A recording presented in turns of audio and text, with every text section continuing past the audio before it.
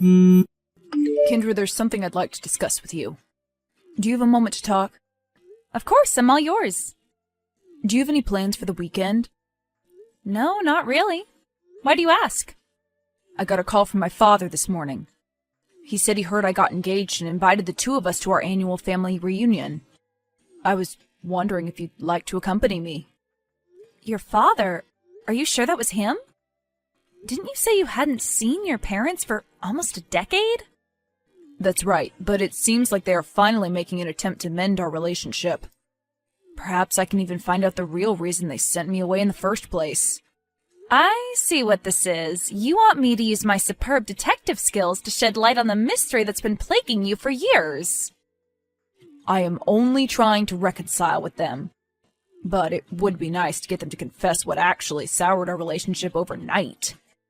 Who would ever accuse their own flesh and blood of being a thief with no evidence whatsoever? They must be hiding the real reason they kicked me out of the house. I feel angry just thinking about it. Are you sure you want to try and reconcile? If I were you, I wouldn't be so forgiving. It may be hard to forgive them, but I still want to give them a chance to apologize. Seems like you've made up your mind about going. I have. And you'd like me to come with you? Well, yes. You don't have to, of course. I know it's a long flight, and most people probably wouldn't wish to meet their future in-laws in these circumstances. They live in England, right? Right. And you're sure they won't mind me being there? My father insisted that you come along. Besides, I know it's selfish of me, but the thought of going there alone is pretty daunting. Well, if you are sure it's all right, I'd love to go with you. I've always wanted to visit the UK, but my plans always ended up falling through for one reason or another. Is that so? I probably should have offered to visit at least once. No, it's okay. I wouldn't have wanted to stir up any unpleasant memories. I'm happy that we get to go on a mini vacation, but the fact that you can finally get closure makes me feel even happier. Let's hope everything goes smoothly. Oh, I'm not sure it will. My father said they were looking forward to hearing my success story, whatever that means. Is that so? In what exactly are you supposed to have succeeded? Ordinarily, I would have assumed something else, but for my parents, money has always been the single most important measure of success. So they're expecting you to tell them how you make millions of dollars every year as a musician? He said he always assumed I'd change careers when I settled down. I didn't think much of it when we were talking over the phone, but now I think he might believe I've had a change of heart and decided to abandon my dream career. Your family's a little strange, isn't it? A little is an understatement. And you still want to confront them face to face? I feel like it'd be easier to do it from a safe distance. You're probably right. I figured if I spoke to them in person, the chances of reconciliation would be much higher. But maybe that's just wishful thinking. Maybe they'll just see me as a failure and turn me away again. Please don't say that. I'm sure they'll welcome you back into the family even without you having acquired great wealth. If they don't, we can always make some eat the rich signs and protest outside their house. What if people take it too seriously and decide to join us? I'm not sure I could ever recover from that in their eyes. Well, if it does happen, we will put down our signs and start yelling, "Somebody? Anybody, please subdue this ravenous mob!" As long as we do that from a safe distance. Smart thinking. But are they really so rich that people would consider rallying beside us? I know your family is somehow related to some old Scottish royal family member, but that can't mean much nowadays, right? You're absolutely right. That's not at all where their wealth comes from. And of course, there's hardly anything royal about us. Just as I figured. Remember when you accidentally cut your finger making dinner? That's when I realized there was not a tinge of blue in your blood. I do remember that. You looked horrified when I called you over and ended up staying over for a week monitoring my arms for changes. Because you were using that knife to cut raw meat. I had to make sure you didn't get blood poisoning.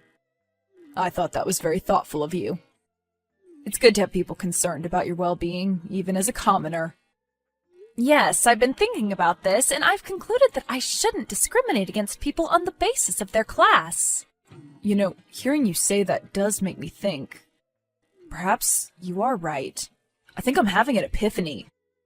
I knew you'd get there eventually. Well, thank you for believing in me.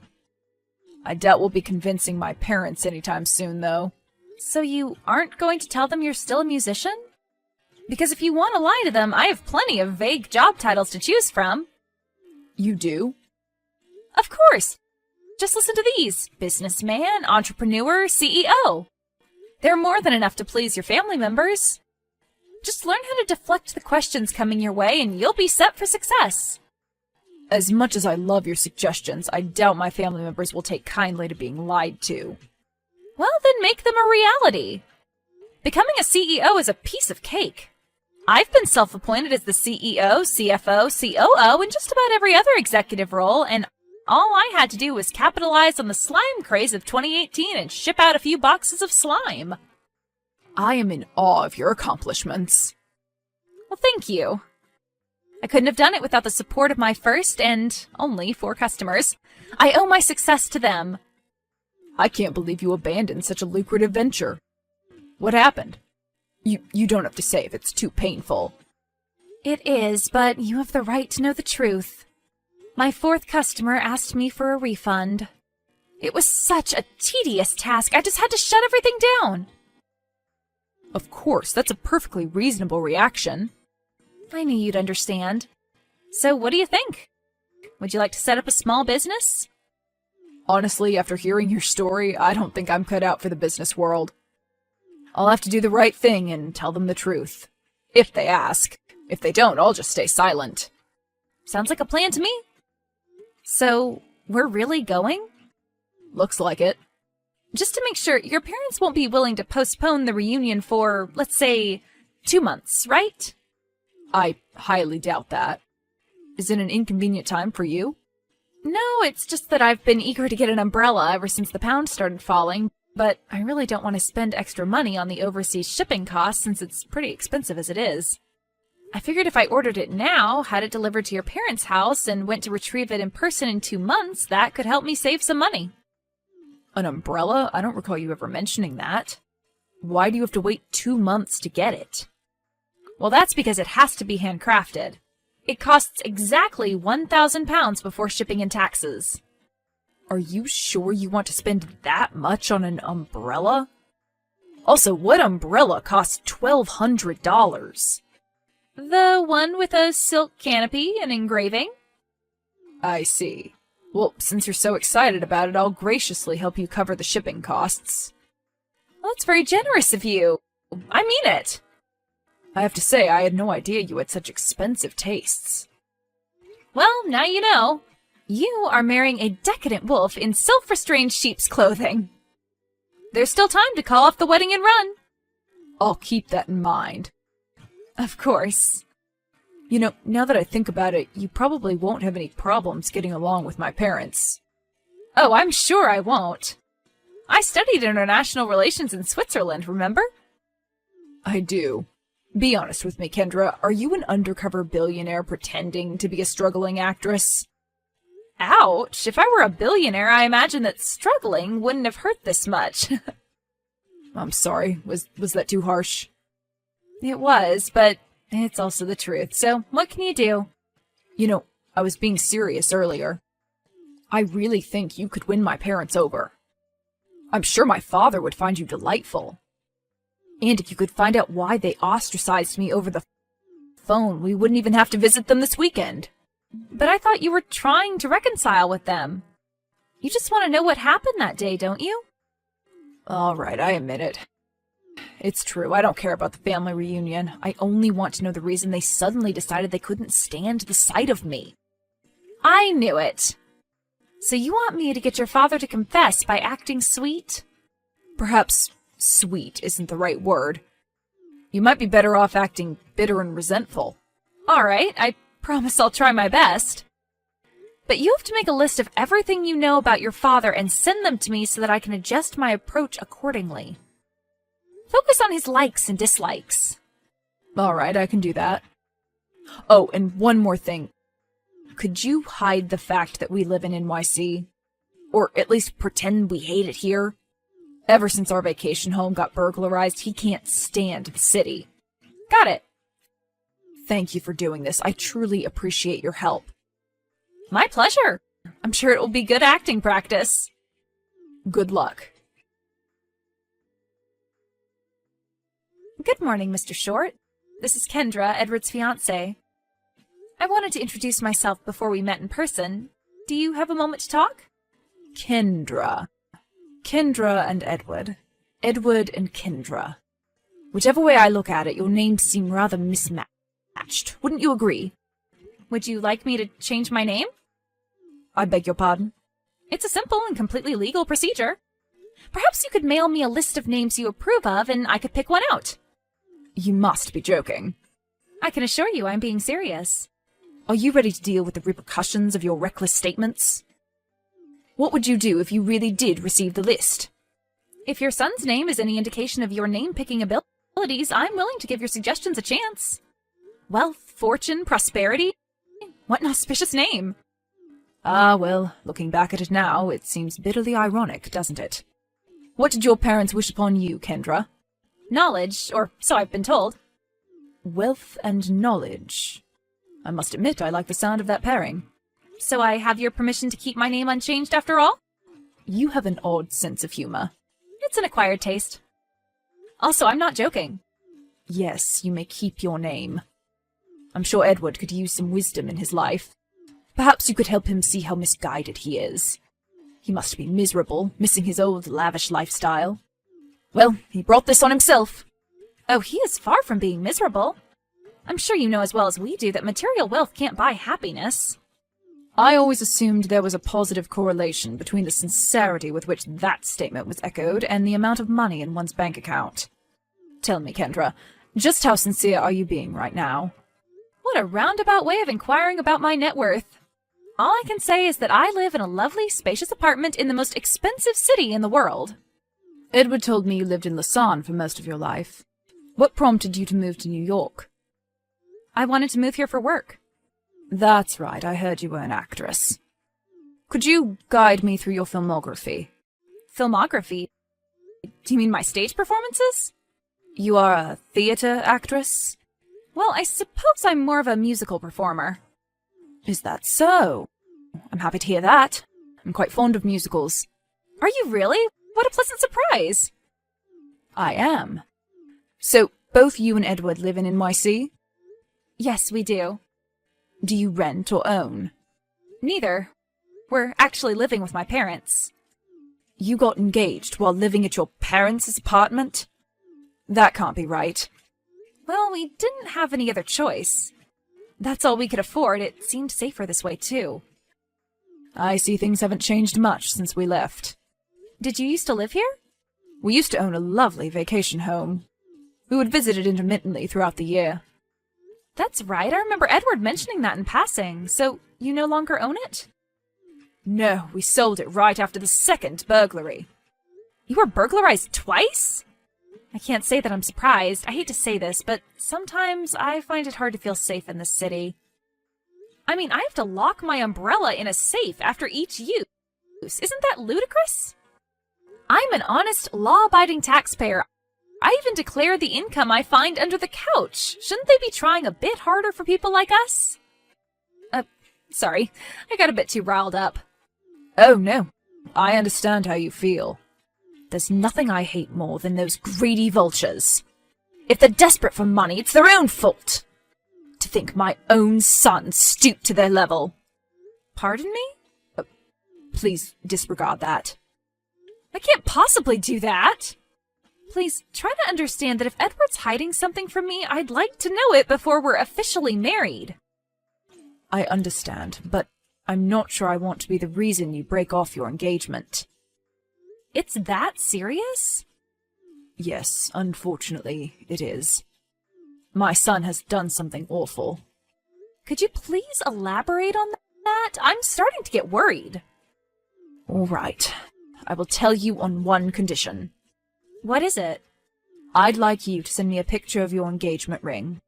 What? Why? Please, just do it. I'll explain everything after that. What is this? It's my engagement ring. It's a ring pop. I know, isn't that sweet? Neither of us really wears or cares about jewelry. After he proposed, we decided to buy 2 ring pops to commemorate our engagement. They were delicious. I have no words. I still don't understand what my ring has to do with whatever Edward has done to incur your wrath.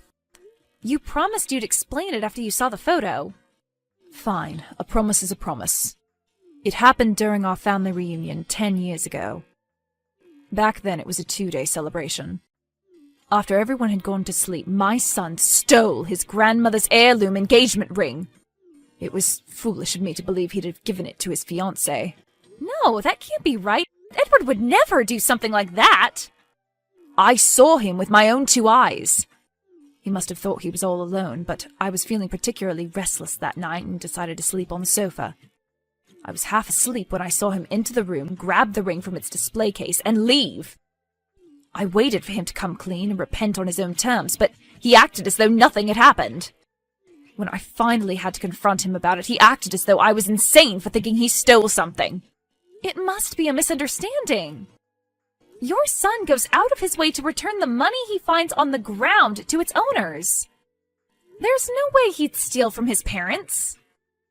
I don't know if it's naivete or willful ignorance that's preventing you from seeing him for who he truly is, but I'll neither forget nor forgive him for this. But you invited him to the reunion.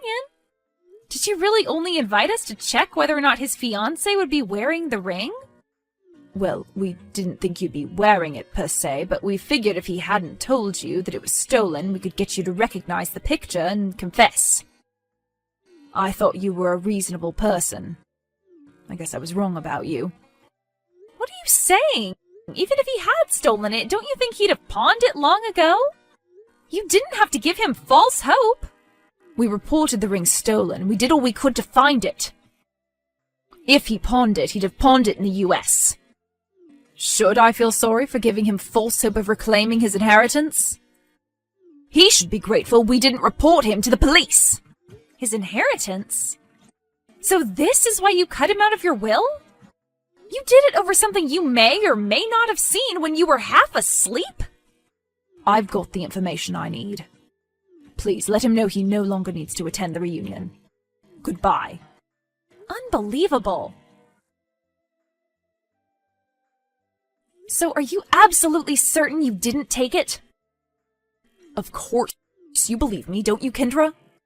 Of course I do. I'm just confused. Could he have made the whole thing up? Well, we really did lose the ring. And he did report it to the police. But I swear I had nothing to do with it. I was fast asleep in my room all night. Please, don't take this the wrong way, but could you try and recount the events of that day? Perhaps we can figure out what's going on. I suppose I could write down everything I remember. Although I'm not even sure it matters anymore. It could come in handy if you ever need to prove that you were wrongly disinherited. I don't know. At this point, I don't think I'd take the money even if they pleaded with me to do so. You can do as you wish, Edward, but I still believe if there's anyone who deserves to get that money, it's you. I'm not saying that just because we are getting married. Our funds will remain separate as we've agreed. I only want you to clear your name and get what's rightfully yours. I'm not accusing you of wanting to marry me for my potential inheritance, Kendra. We've been through thick and thin together for 7 years. I just don't see a point in going after my parents' money against their wishes. But you do want to prove your innocence, right? I suppose that'd be nice. Well then, let's do this together. Let's get to the bottom of this. All right, I'll start writing down whatever I can remember. Yes, please do that.